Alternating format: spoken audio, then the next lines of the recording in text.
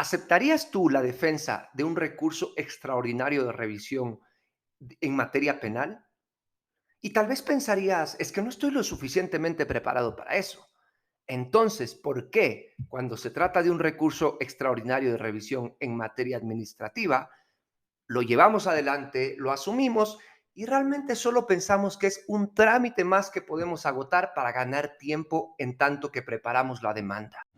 Bienvenidos. En Clases de Derecho es el podcast oficial de Legalité, tu espacio donde descomplicamos el derecho y aprendemos estrategias para triunfar como abogado. Soy Andrés Moreta y esto es lo que no te enseñaron en la facultad. Ponte cómodo porque ya estás en Clases de Derecho. Bueno, y espero que ya estés cómodo, espero que estés listo para esta clase donde vamos a abordar sobre el recurso extraordinario de revisión. Y una vez que escuches esta clase, te aseguro, ya no lo vas a presentar con desesperanza. Más bien, vas a saber que hiciste un buen trabajo técnico y que tendrías que ganar ese recurso si es que decides presentarlo, porque vamos a ver todas las estrategias que te voy a presentar el día de hoy. Te aseguro que esto es lo que no te enseñaron en la facultad. Y antes de empezar con esta clase tan interesante, no puedo sino decirte que te suscribas a este canal de YouTube y que actives la campana de notificaciones, porque así no te vas a perder ninguno de mis videos y además, cuando yo anuncie talleres como el que voy a anunciar en este video, no lo vas a ver a este video después de un año, después de 6 meses, sino que lo vas a ver el día que yo lo publico y vas a poder participar en este taller, ¿sí? Entonces, dale, suscríbete, que eso me ayuda a mí, te ayuda a ti y nos ayuda a seguir construyendo la mayor comunidad de derecho administrativo de Latinoamérica. Bien, ahora sí, hablemos un poco de historia, la parte aburrida pero a la vez necesaria. Y es que en el Ecuador, con la ley de la jurisdicción de lo contencioso administrativo por el año 67, se preveyó la revisión de los actos administrativos, pero únicamente en vía judicial. No es sino hasta el año 94, con la expedición del Estatuto del Régimen de la, ¿cómo es? Estatuto del régimen jurídico de la función. Estatuto del Régimen Jurídico Administrativo de la Función Ejecutiva, ERJAFE, que se permite la revisión de los actos administrativos en otras vías, además del conducto judicial. Esto quiere decir en la propia vía administrativa, a través de múltiples formas y dentro de una de esas, a través del recurso extraordinario de revisión, que al ser un recurso que se interpone contra los actos administrativos que ya están en firme, por lo tanto, lo que se cuestiona es la legalidad. Es una, es una pelea, digamos, es un conflicto de principios, es un conflicto entre el principio de seguridad jurídica que dice mantengamos el acto administrativo que ya está en firme y otro principio, el de legalidad, que dice tal vez ese acto que ya está en firme puede tener vicios de legalidad. Por lo tanto, esta batalla de los principios entra en pugna y por eso es que el recurso de revisión es tan exclusivo, tan formalista, tan excepcional. Y por eso necesitas saber la técnica que hay detrás, porque no es una simple impugnación. En palabras de Álvaro Renato Mejía Salazar, nos dice que el recurso extraordinario de revisión es una oportunidad para que la administración cuide la legalidad de sus actuaciones y no para que el ciudadano tenga una vía más de impugnación abierta. ¿Qué quiere decir esto? Y tú vas a decir, oye, pero en el Código Orgánico Administrativo, por ejemplo, el recurso extraordinario de revisión se regula en el capítulo de las impugnaciones. Y de hecho, sí, es un desacierto tal vez del legislador o tal vez podríamos atribuirlo a la falta de prolijidad que tenemos al momento de leer la normativa. Fíjate tú que si bien está dentro del capítulo impugnaciones, mira lo que dice el artículo 217 del Código Orgánico Administrativo. Revisemos para no inventarnos nada. Acá tenemos el texto y dice así, el Código Orgánico Administrativo en el artículo 217. Numeral 1. Solo el acto administrativo puede ser impugnado en vía administrativa por las personas interesadas con independencia de que hayan comparecido o no en el procedimiento mediante el recurso de apelación. Te hago hincapié en lo que me parece relevante. Solo el acto administrativo puede ser impugnado en vía administrativa mediante el recurso de apelación. ¿Qué quiere decir esto? Que la ley, la propia ley considera que la impugnación en la vía administrativa se la hace a través del recurso, perdón, sí, del recurso de apelación.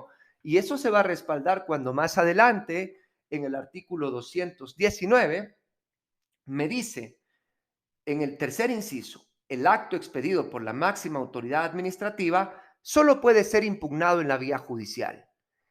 Es decir, si es que solo el recurso de apelación es impugnación en la vía administrativa, contra el acto de máxima autoridad que solo cabe impugnación en la vía judicial, pero el recurso extraordinario de revisión no es impugnación ni administrativa ni judicial, sino una facultad extraordinaria para que la administración pública revise por sí la legalidad de sus propios actos, entonces, conclusión, sí se puede interponer recurso extraordinario de revisión contra los actos expedidos por máxima autoridad. Y esto lo ha dicho también ya la Procuraduría General del Estado, así que sobre este tema no hay duda, pero quería enfatizar que el recurso extraordinario de revisión no es una impugnación, ¿ok?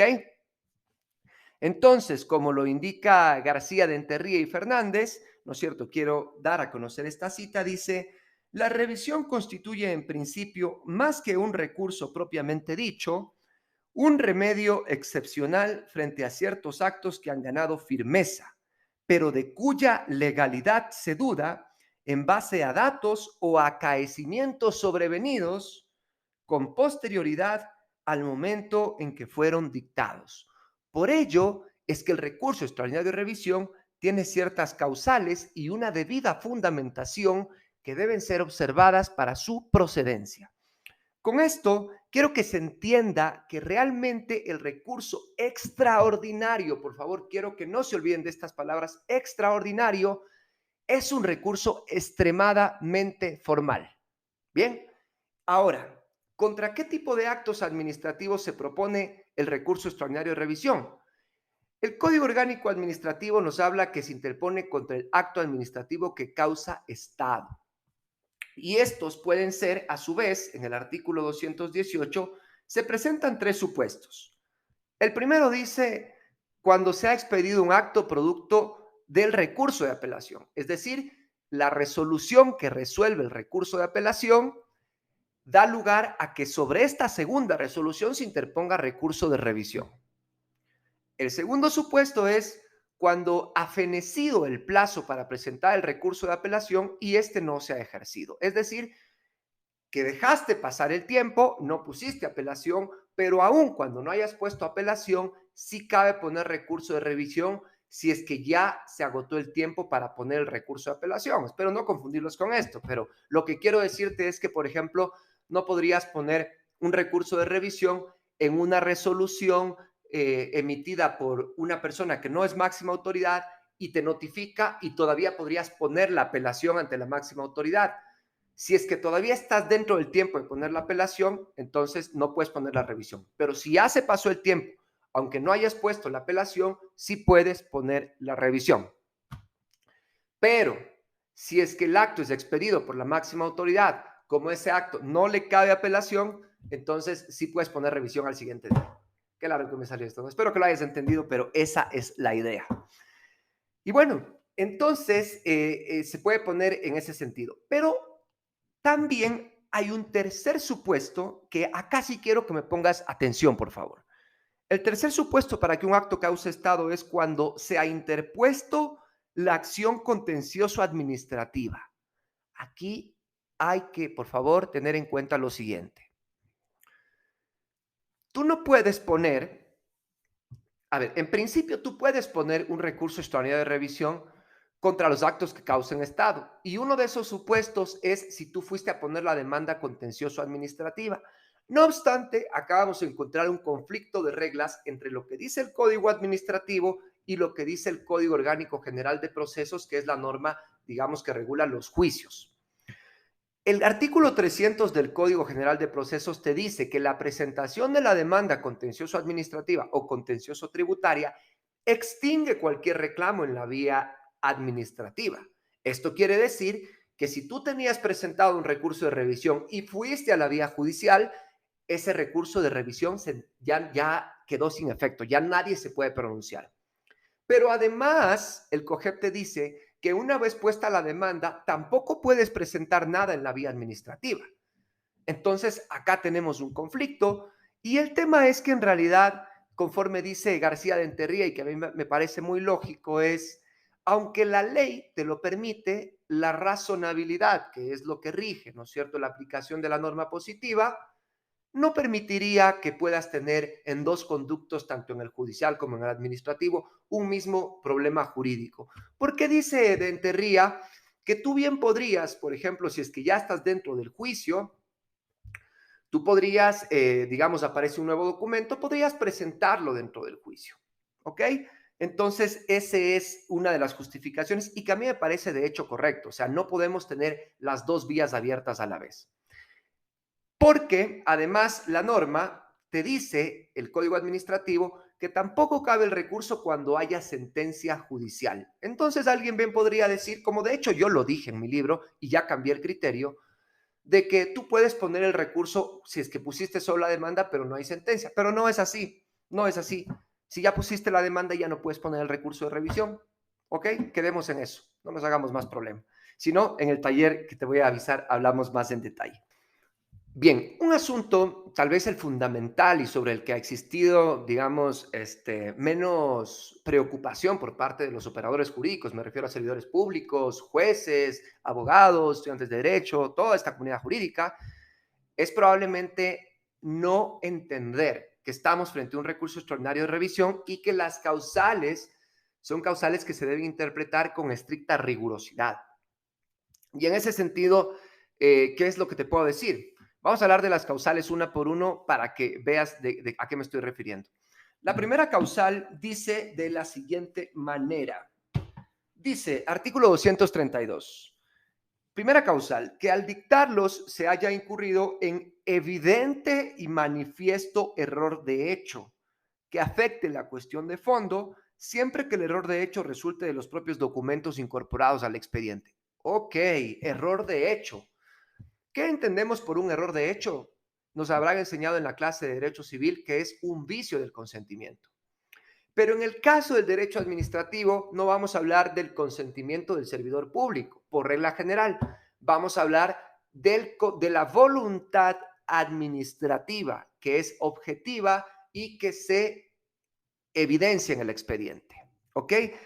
El error de hecho se puede dar cuando la administración pública, el error de hecho por esta causal, se puede dar cuando la administración pública no revisó bien el expediente, ¿no es cierto?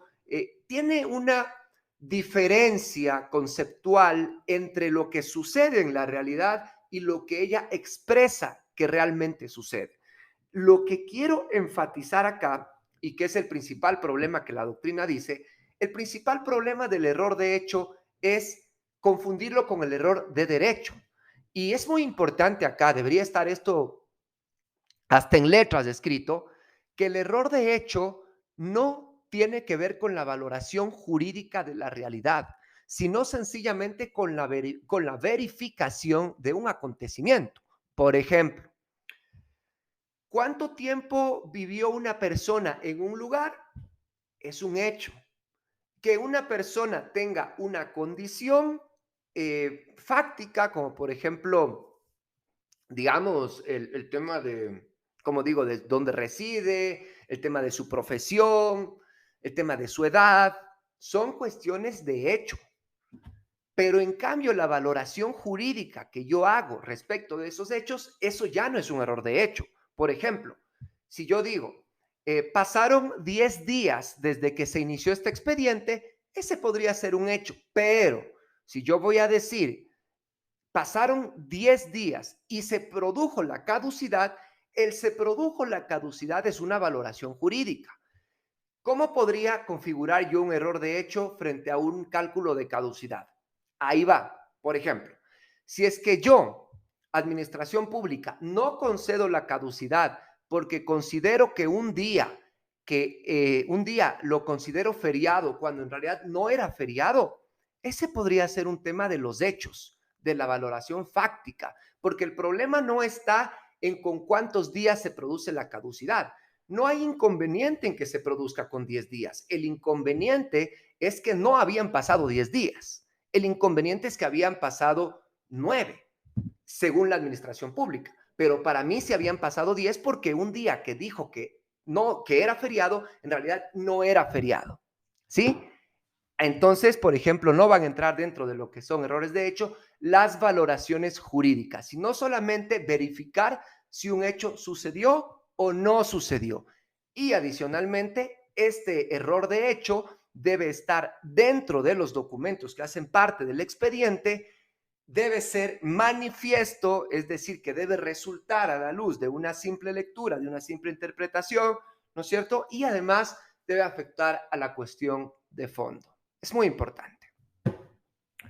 Vamos a la segunda causal que justamente trata sobre el error de derecho y dice que al dictarlos se haya incurrido en evidente y manifiesto error de derecho que afecte a la cuestión de fondo. Normalmente acá vamos a tener que precisar algo y cambiarnos el chip o actualizar la doctrina. El Código Civil ecuatoriano, por ejemplo, establece que el error de derecho no vicia el consentimiento. Es decir, ¿qué es el error de derecho?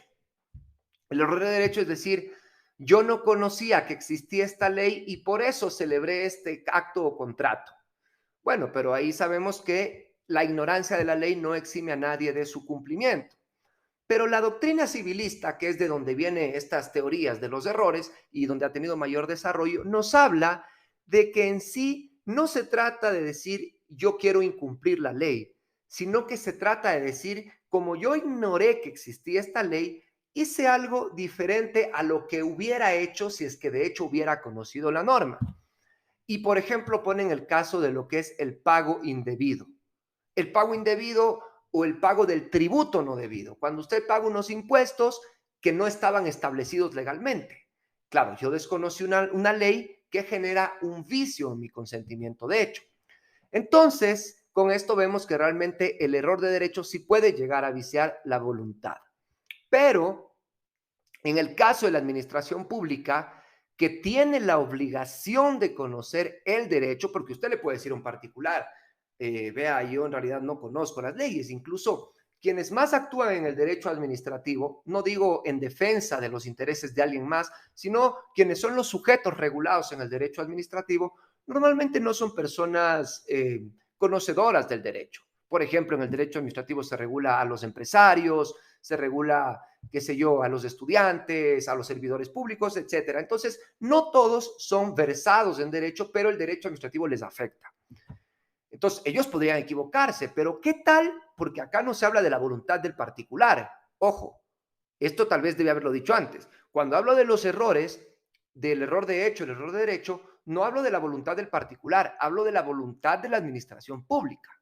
Entonces, ¿cómo podrías pensar tú que la administración pública, que de hecho debería conocer el derecho, a quien se le exige incluso que corrija las omisiones de derecho en que incurren los particulares, pueda tener errores de derecho?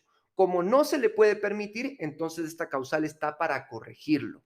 Pero si tú te das cuenta, esta causal ya es un poco ajena a la descripción del recurso de revisión y parece más bien un recurso de casación. Por eso es que, por ejemplo, en España, en la legislación de allá, no tienen esta causal del error de derecho, porque los errores de derecho deberían ser corregidos por el contencioso administrativo. Pero acá en el Ecuador lo hemos incorporado, no obstante, como digo, tiene que ver más con la naturaleza de un recurso de casación que uno de revisión. Y por ello, el error de derecho se va a producir en los mismos estándares que se podría producir un recurso de casación, esto es, por la falta de aplicación de una norma, ¿no es cierto? Acá nos dice, se deja de aplicar normas que necesariamente debían ser consideradas para la decisión, ¿sí? El segundo es por aplicación indebida, es decir, que se entendió, se entendió la norma, ¿no es cierto? La norma está bien entendida, pero se la aplica para un caso que no era el que la ley contempla. Y el tercer supuesto, ¿no es cierto?, es la errónea interpretación.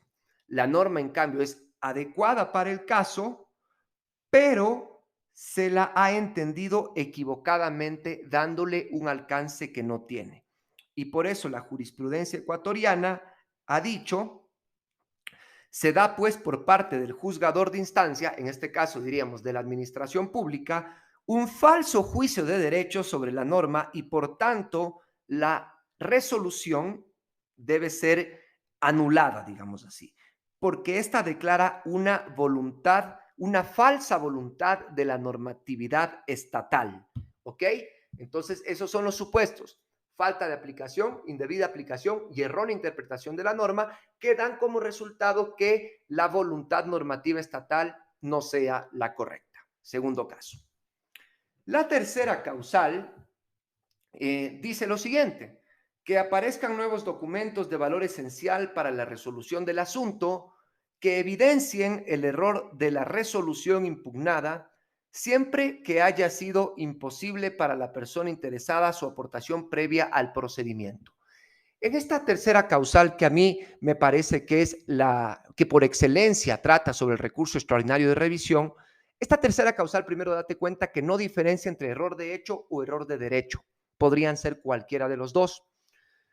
Y esta sí te habla de documentos que se dictan después o que aparecen después de dictado, porque no se tenía conocimiento, y que pueden llegar a alterar el fondo del asunto.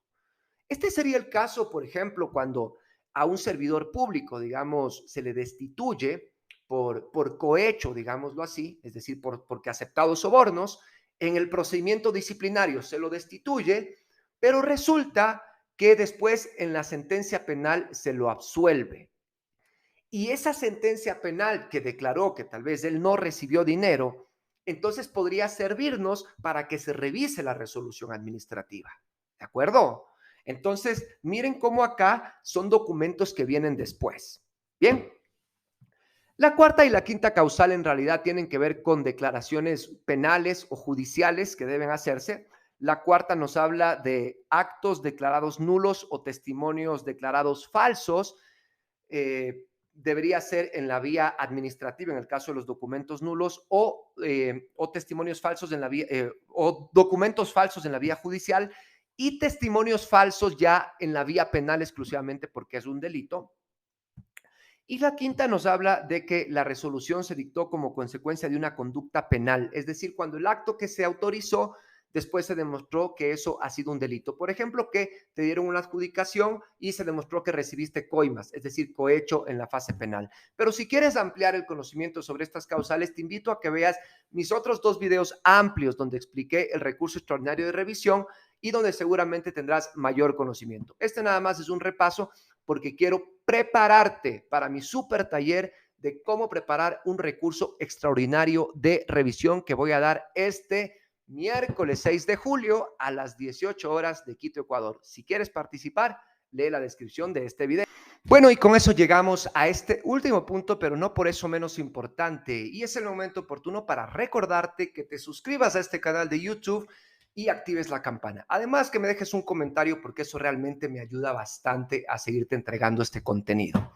Y si estás en Spotify, déjale una valoración de 5 estrellas para que más gente pueda encontrar este podcast y siga aprendiendo derecho administrativo de la manera correcta. Bien, te decía que este último punto en realidad es el más importante, de hecho, porque se trata de elegir, oye, ¿debo interponer el recurso de revisión, sí o no?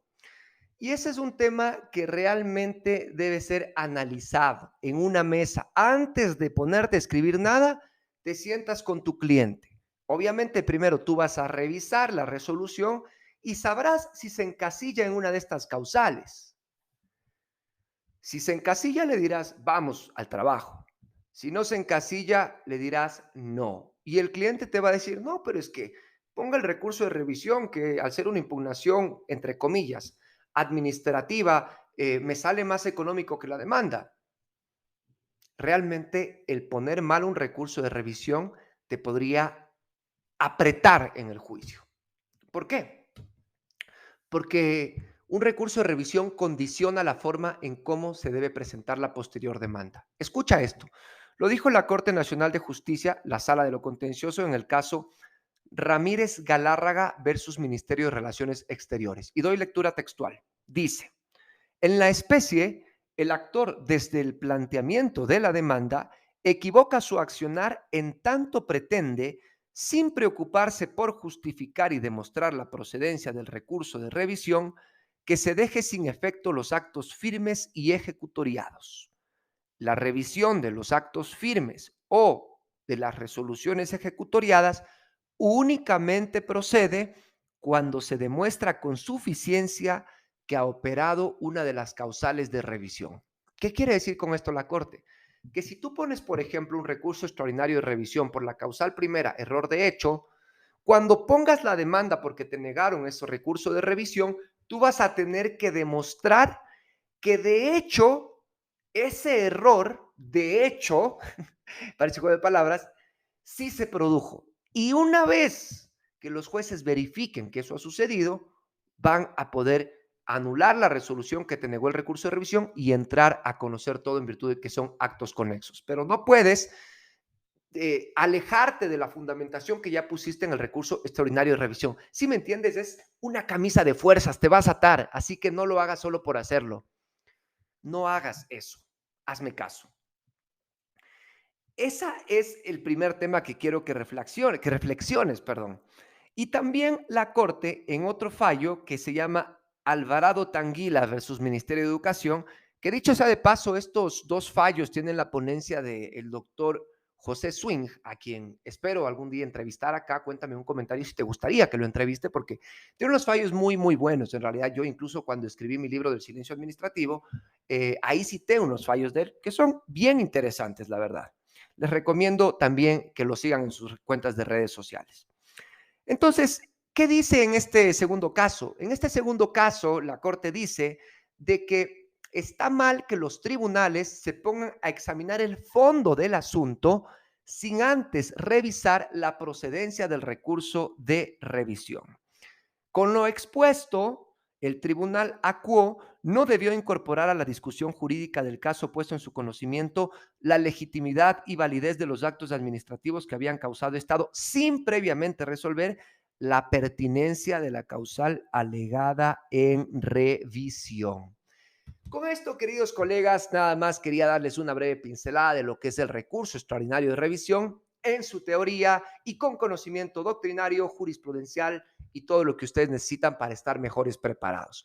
Espero que de ahora en adelante pienses y veas al recurso extraordinario de revisión como lo que es un tema extraordinario, súper formal, etcétera, etcétera.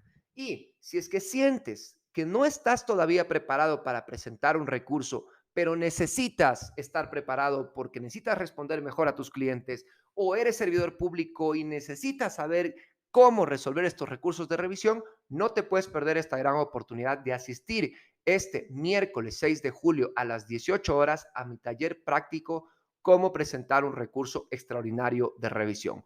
Para hacerlo, lo único que tienes que hacer para que yo te dé un pase es subir una historia, un reel, un TikTok o un video a tu red social favorita utilizando la aplicación www.terminosyplazos.com con la que podrás contar tus plazos procesales de manera automática.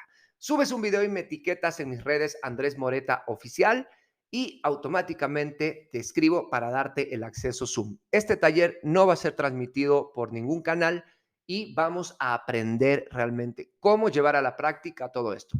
Así que te espero este miércoles 6 de julio y si es que viste este video una vez que ya pasó el 6 de julio del 2022, para que no se te pase, suscríbete, activa la campanita y déjanos la mejor valoración y comentario. Nos vemos en una siguiente entrega. Recuerda que tenemos lives todos los domingos a las 9 y nos vemos en una próxima entrega de este podcast. Chao, chao.